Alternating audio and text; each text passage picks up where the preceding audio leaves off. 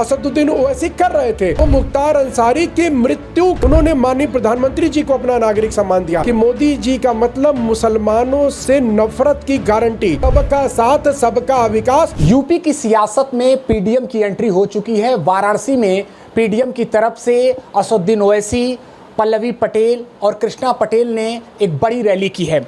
इस दौरान असदुद्दीन ओवैसी और पल्लवी पटेल ने भारतीय जनता पार्टी के साथ साथ समाजवादी पार्टी, कांग्रेस पार्टी और अन्य दलों पर जमकर हमला बोला है।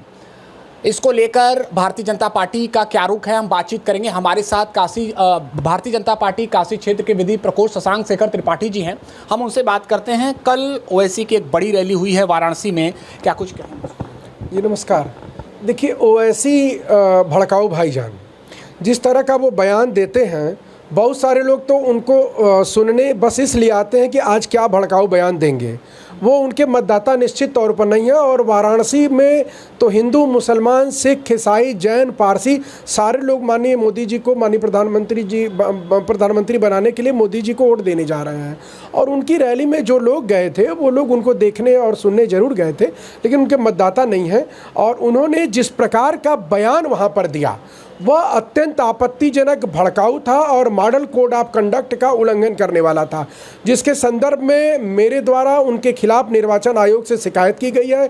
उन्होंने उस अपने भड़काऊ भाषण में कहा कि मोदी जी का मतलब मुसलमानों से नफरत की गारंटी, जबकि पूरी दुनिया के 11 से ज़्यादा मुस्लिम देशों ने, जो बड़े मुस्लिम राष्ट्र है जहाँ इस्लाम की अवधारणा जन्म लेती है, उन लोगों ने माननीय प्रधानमंत्री जी को अपने देश का सर्वोच्च नागरिक सम्मान दिया है। और जैसे कतर और सऊदी अरब तो ऐसे राष्ट्र हैं जिन्होंने कभी अमेरिका को भी अपना सर्वोच्च नागरिक सम्मान नहीं दिया, उन्होंने माननीय प्रधानमंत्री जी को अपना नागरिक सम्मान दिया।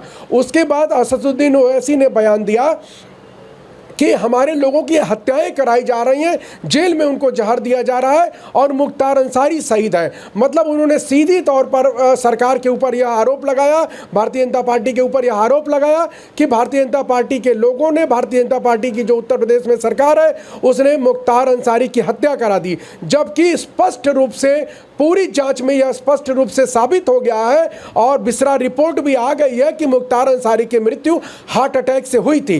तो मुख्तार अंसारी की मृत्यु का राजनीतिक लाभ उठाने के लिए और वहां पर उपस्थित जन समुदाय को भड़काने के लिए असदुद्दीन ओवैसी ने इस प्रकार का बयान दिया। यही नहीं, असदुद्दीन ओवैसी ने गलत बयानबाजी करते हुए कहा कि माननीय प्रधानमंत्री मतलब मोदी जी ने यह कहा है कि सभी मुसलमान घुसपैठिए हैं। और उन्होंने वहां की जनता से हाथ उठा करके पूछा कि क्या आप घुसपैठिए हैं। इसका मतलब उन्होंने मुसलमानों को भड़काने का काम किया, माननीय प्रधानमंत्री जी का नाम लेकर उनके बयान को गलत डिकोड करके। वहां पर आप सभी मीडिया के भाई लोग थे, आप सब ने देखा किस प्रकार से जनता को भड़काने का काम असदुद्दीन ओवैसी कर रहे थे।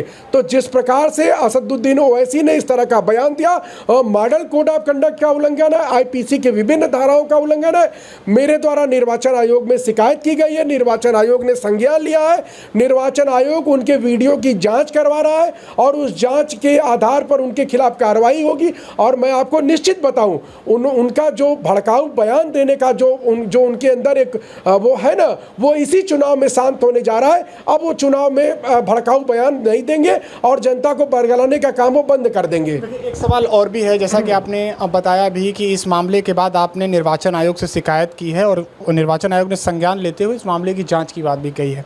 एक पक्ष ये भी कहता है कि कहीं ना कहीं अब अगर इसकी राजनीतिक बात करें तो एक विशेष वर्ग को साधने के लिए वो ऐसी बातें कही गई है और सीधे सीधे इसका राजनीतिक लाभ भी होगा। आपको क्या लगता है, क्या इसके आने से जो विपक्षी दल होंगे या अन्य दल होंगे उनको नुकसान होगा? कांग्रेस, देखिए, मैं कांग्रेस के नुकसान की बात नहीं समझता हूं इसमें।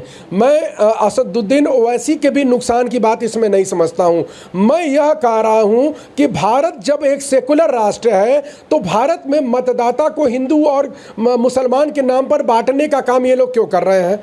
मैं यह कह रहा हूं कि कांग्रेस पार्टी ने जिस प्रकार से अपने घोषणा पत्र में कहा कि सर्वे कराया जाएगा संपत्तियों का और अल्पसंख्यकों के सुदृढ़ीकरण के लिए काम किया जाएगा, जबकि भारतीय जनता पार्टी की मोदी नीति जो सरकार है और उत्तर प्रदेश में जो योगी आदित्यनाथ जी महाराज की सरकार है, हम लोग सबका साथ सबका विकास और सबके विश्वास पर काम करते हैं। आप देखेंगे सरकार सरकार की जितनी भी योजनाएं हैं उन सारी योजनाओं का लाभ सभी मुस्लिम भाइयों को भी मिला है। सभी को अनाज मिला है, उज्ज्वला योजना मिली है, गैस कनेक्शन मिला है और बिजली कनेक्शन, मतलब सारी योजनाएं, आवास सबको मिले हैं। तो हम लोग तो भारत के 130 करोड़ जो वैध नागरिक हैं उनको अपना मानते हैं और अपने परिवार का समझते हैं। तो हम यह नहीं समझते हैं कि मुसलमान जो है असदुद्दीन ओवैसी को वोट देने जा रहा है। मुस्लिम बहनें निकल रही हैं घरों से, हमारी रैलियों में आ रही हैं, हमारे कार्यक्रमों में आ रही हैं। हजारों की संख्या में मुसलमान भाई जाकर के जो है कि रामलला के दर्शन करते हैं और भारतीय जनता पार्टी के कार्यक्रमों में आते हैं। और अब मुसलमान को जो बहकाया गया था, जो बरगलाया गया था, वह उसको दिमाग से अब यह निकल गया है। इसलिए वह हमारा ही भाई है, हमारा ही वोटर है और हम उसकी सुविधा के लिए काम करते हैं। इसलिए हम उनको अपना समझते हैं, उनका मान सम्मान करते हैं। और हम 130 करोड़ जो वैध भारतीय नागरिक हैं उन सबको अपना मानते हैं। और असदुद्दीन ओवैसी या कांग्रेस के लोग जो 5 करोड़ बांग्लादेशी भारत में अवैध रूप से घुसपैठिए के रूप में रह रहे हैं, जो रोहिंग्या भारत में अवैध घुसपैठिए के रूप में रह रहे हैं, उनके विकास और उनके विश्वास की बात करते हैं, तो निश्चित तौर पर उनके ऊपर न हमारा विश्वास है, न हमारा विकास उनके लिए है। और आप यकीन जानिए अब की बार भारतीय जनता पार्टी की सरकार बनेगी तो जितने भी अवैध घुसपैठिए भारत में रह रहे हैं उनका ठिकाना उनका देश होगा और वो अपने देश वापस भेजे जाएंगे। यही बौखलाहट कांग्रेस में भी है और यही बौखलाहट असदुद्दीन ओवैसी के अंदर भी है। चलिए, शुक्रिया बातचीत के लिए। तो ये थे हमारे साथ बीजेपी नेता जिन्होंने साफ तौर पर नाराज़गी जताई है। भारतीय जनता पार्टी ने असदुद्दीन ओवैसी के बयान को लेकर निर्वाचन आयोग से शिकायत भी की है। हालांकि देखना होगा कि जो जांच की जा रही है उसमें क्या बातें सामने आती है, लेकिन इसको लेकर अब सियासी पारा जो है वो पूर्वांचल का चढ़ चुका है। एबीपी लाइव के लिए वाराणसी से निशांत चतुर्वेदी।